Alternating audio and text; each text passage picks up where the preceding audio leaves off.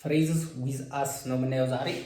እቺኛዋ አስ ማለት ነው። እቺኛዋን አስ ኤቨር ብለን መጠቀም እንችላለን። አስ ፎር፣ አስ ኢፍ ወይም አስ ዞ ማለት እንችላለን። አስ ኦፍ እና አስ ቱ። ሶ እነኛ አምስቱም ግን የተለያየ ኮኖቴሽን ወይም ደግሞ የተለያየ ሚኒንግ ነው ያላቸው። እስኪ መጀመሪያ ላይ አስ ኤቨር የሚለውን እንዴ አስ ኤቨር ስንል አስ ኦልዌይስ ወይም ደግሞ አስ ዩዥዋል ማለት ነው። እንደ ምን ጊዜው ወይም ደግሞ እንደተለመደው ለማለት ነው። ፎር ኤግዛምፕል በኤግዛምፕል እንዴ አስ ኤቨር I was the last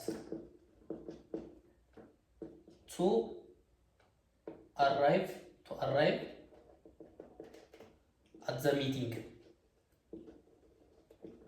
ብል እንደምን ጊዜው ስብሰባው ላይ መጨረሻ ላይ ነው የደረስኩት እንደተለመደው አሶሌት ደግሞ አስዩዥዋል ለማለት ነው። ሶ ሁለተኛ ላይ ያለውን እስኪ ደግሞ አስፎር ደግሞ ምን ማለት ነው? with regard to ወይም ደግሞ ኮንሰርኒንግ በተመለከተ ማለት ነው። ፎር ኤግዛምፕል በኤግዛምፕል ስናየው እሺ as for me I don't go with እኔ በተመለከተ አልሄድም እያልኩ ነው። ሶ ምንድነው ሚኒንጉ? with regard to ወይም ደግሞ ኮንሰርኒንግ ለማለት ነው።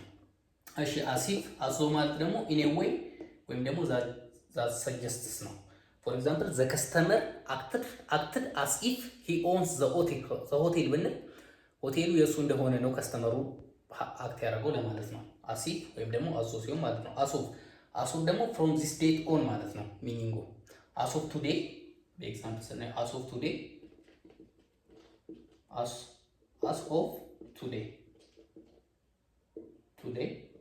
or ደግሞ as of tomorrow as of the coming week ማለት እንችላለን። as of today